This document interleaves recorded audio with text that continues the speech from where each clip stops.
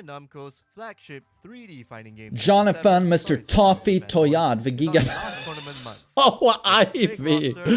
Oi, oi, oi, oi, oi. She did the Amarant way before Amarant. Is on his last tournament months. Vroom, vroom, vroom. It's so over the top. It's so over the top. Lasting for a whopping 9 years.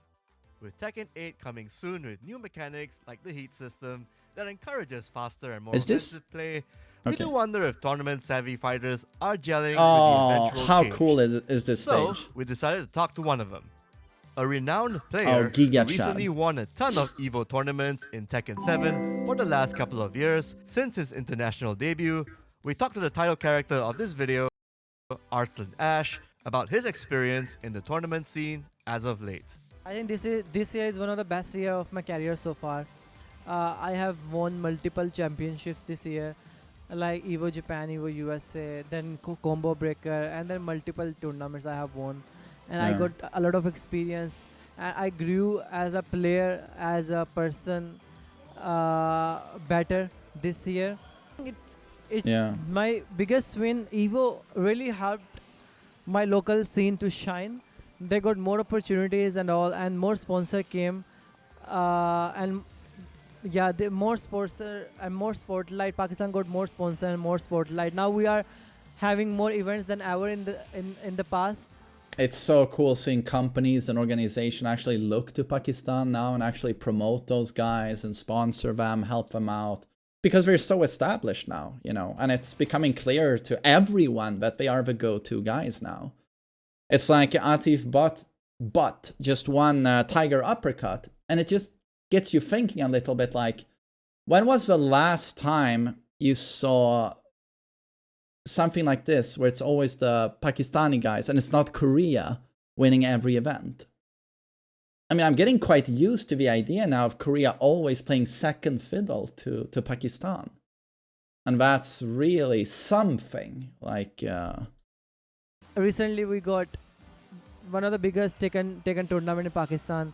And I feel like Arslan, he came out, you know, swinging for the fences in what? EVO Japan 2018, 2019 was his year. He dominated. And then he had a little bit of a slump and a character crisis. And then he comes back, Zafinakuni, and just destroys everyone. And now, if it used to be a question of like, who is the greatest player? You know, is it Ni? Is it Arslan? Some other people we could mention. But with what he's been doing the last 12 months, to me, it's like he's undisputed the greatest player of all time. And it just gets you thinking like, what could he have done if he had started playing, you know, or he probably played during Tag 2, but like, if his tournament presence would have been there already during Tag 2, like would he have won an EVO then as well? Who are internationally sponsored, so it's helping them a lot. And also it's not about only me, but the other players who are going and also winning abroad. So yeah.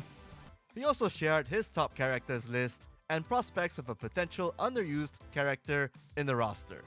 So I think now the top characters at the moment are Akuma, Fang, Kunimitsu, Noctis, Jin. I think these are top 5.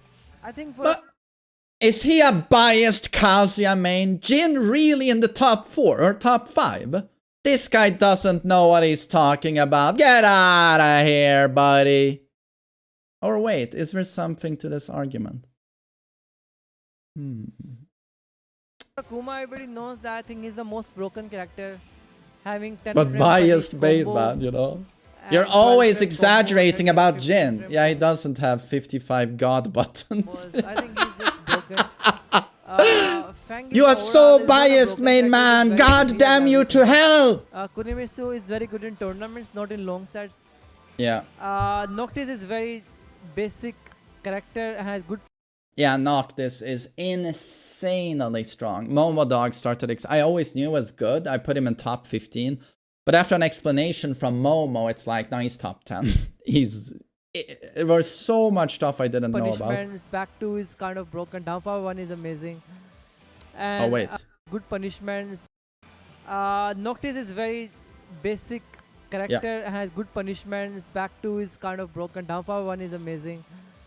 And Jin, I think, is a perfect character. His parry is scary, has power 4, neutral 4, 2, one amazing poking game. I think perfect character, only held back by his pilot. He's perfect. Had he been easier to play, everyone would be playing him. But it's the fact that he's so high maintenance. You can't be rusty. If you're not warmed up, you have problems.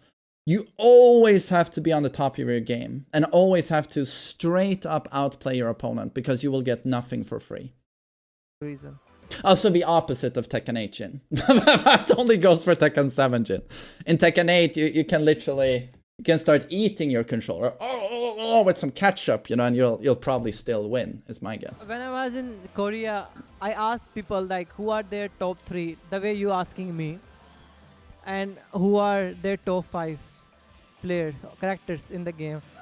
Almost everyone said Katarina is the top 3 or top 5 at least, which I think is she is not.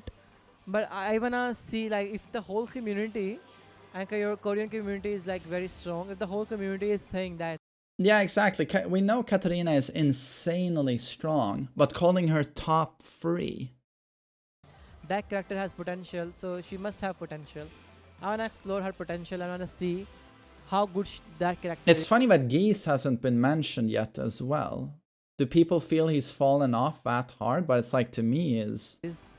So that's why way up and there. his toughest opponent in Tekken so far? Nee is one of the toughest opponent so far. Atif, but is my training partner. I think him recently. Geese is ridiculous. Geese is broken. He's busted. I had an amazing fight with him. Oh. In Japan Championship in Malaysia. Ulsan is also amazing. Upshot, Meo El is still destroying with Geese. Players are the best. Our other player who gave me the toughest time, because they are strong, I guess. They are like the best in their region or best in their country. Like with like you, everybody knows Nee, how competitive he is, how strong he is. And Ulsan is like the youngest Korean player, one of the youngest Korean player, and has a lot of potential. Roha is like a very good, very strong player, had good reflexes and everything. I think these are the reasons, yeah. Here's what I thought about Tekken 8's initial beta phases so far, Steve. and the changes and Here's what I thought about Tekken. Something I thought of that threw me off. You know, I felt like the hair, it felt a bit weird. And I felt it looked like a wig. And then I realized, I think it's because his hairline, his forehead is so small. You see how large his face is here? But the forehead is so small. He looks like a squirrel. Like it should be higher up, the hairline, I feel. I don't know, that also just throws me off a little bit. And the changes and updates he wishes to see before its eventual January 2024 release. Like, to be honest, like, if you ask more boxing, less Botox, Steve. That's what his trainer said. I don't like it too much, but it's not the final product. Turning into The Thing, directed by John Carpenter. The chip damage thing, a lot of things are imbalanced, but since, as Harada and Michael Murray said, it's not the final product. Final product would be much different than this one. So I am hoping for them to make a better version of Tekken 8. Still, it's a lot of imbalanced things in the game. I hope it gets fixed soon. I think he shouldn't be given. You should be able to earn it. That's how you will value, you know, your heat. You will value your meter.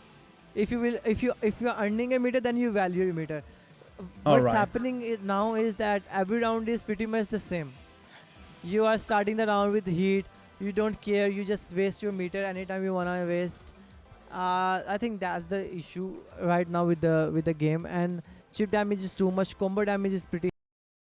Wait. I mean, he's saying very interesting things. I'm very sorry for pausing, but I just want to say quickly that there is variety in how you use your meter. But I fully understand his argument that it would be different if you actually built up your meter during the round, instead of just, you know, both players try to spam their heat option the fastest. But I also feel like Street Fighter 6 does the same with the drive gauge, right? You start with a full bar and people just throw shit. And Azucena stage looking, and chip damage is too much, combo damage is pretty high. And Azucena stage looking broken. Combo damage is not that bad right now, unless you play certain characters. Like June, Jack, Cloud, you in certain instances, they annihilate you by just looking at you. But everyone else felt quite alright. And again, every combo you take, 50% recoverable health. So combos are not that crazy. I don't know, a lot of things. He also predicted who will be popular choices. But yeah, unless someone plays June and she kills you by hitting you once. You know. During the game's first few months of launch. I think Jack, Jin, our best characters, yeah. Lily, June. I guess. Oh, Lily. These are the characters. I think a lot of people are gonna play. Maybe Fang as well. Yeah, Fang is really good. Is also sick. So I think these are. Fang is really strong right now, and Fang is also a character people love to play. In female characters, Lily is top tier, I guess, very strong, and Jack is broken. I think these are the characters you will love to see. You will be seeing a lot.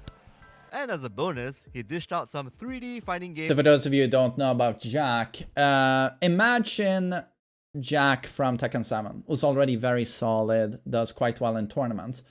Imagine him, but with twice as much combo damage. That's what's holding him back in Tekken 7. His damage output is not very high.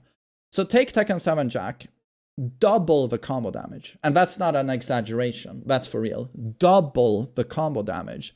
And then insert a stance into ridiculous, absolutely ridiculous stance mix-ups with insane frames. And very hard to deal with, or if you get a duck and a high, he recovers so quickly you can't whiff punish. And he has one of the best heat smashes. Famously, in his stance, he'll do a high that's like +10 on block in heat, and it gives a guaranteed heat smash for insane damage. Oh, and it also has to be stressed that in a game where if you countered someone with a throw, they have an 8-frame window to break the throw. So basically, you can't do it on reaction anymore. You have to anticipate it like a chicken reversal. Jack has launching throws. Yeah, for half your health bar. And again, like, yeah, in a game where 8-frame break windows on counter it are a reality, Jack's looking like a pretty naughty boy suddenly. Wisdom for those who want to go beyond casuals. I think the first thing you can do is to learn frame data. Frame data is really important now. And it really helps you at the highest level of gameplay. The other thing that Did you say help for beginners or? Watching your own matches and learning from your own matches. Like, if you are fighting, let's say somebody, you should better watch your own match and analyze your own match. I think match analysis is also very important. People want to go pro. So that's the second thing. Okay. The third thing would be thing is just like how determined you are towards your goal. I think one of the toughest part is to learn the frame data. Frame data, I think, really helps you get better. When I used to play game back in Tekken Tag 2, I didn't know about frame data. When I got to know what frame data is, and then you get to know, when you have to press, when you don't have to press. So it's a detailed thing. But it's really important to understand what the importance of frame data is. Tekken 8 will be out for PC and consoles on 26 January 2024. If you love videos like these, do subscribe to our YouTube page and click on that notification button. We post new content every week. Great interview. So that was Kakucho Puree? Never heard of this channel before, but really cool stuff. Really cool stuff. Great interview.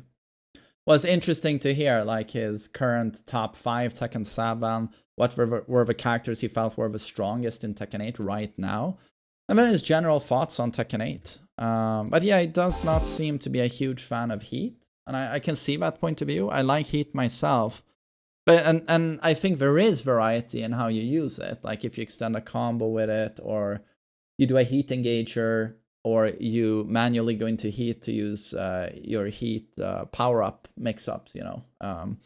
But I do agree that if it built up over time, it would maybe be more exciting.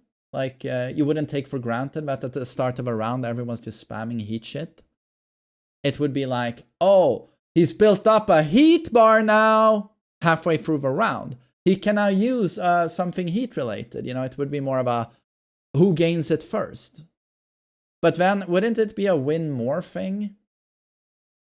Like right now, it's very even, right? Both have access to it. But wouldn't it be a win more thing if, for example, I beat the shit out of you in an online match and you're just getting smoked, and then I built up a heat bar and now I blow you up even harder? I don't know. Is that good? But then you say the opposite. You go, no, it's for your opponent. He's getting smacked around the stage. You know, I'm mopping the fucking stage with your face, and then he gets heat, and then it's like, oh, great. Reward someone for getting punched in the nutsack. I don't know. It's like, I feel like no matter where you go with that, it doesn't feel right. I don't know. Maybe it is better, like Street Fighter 6 and this game is doing. It's completely fair. You both start with the shit. Now, you guys sort this out. I don't know. Just some random thoughts from a very old man. But great video.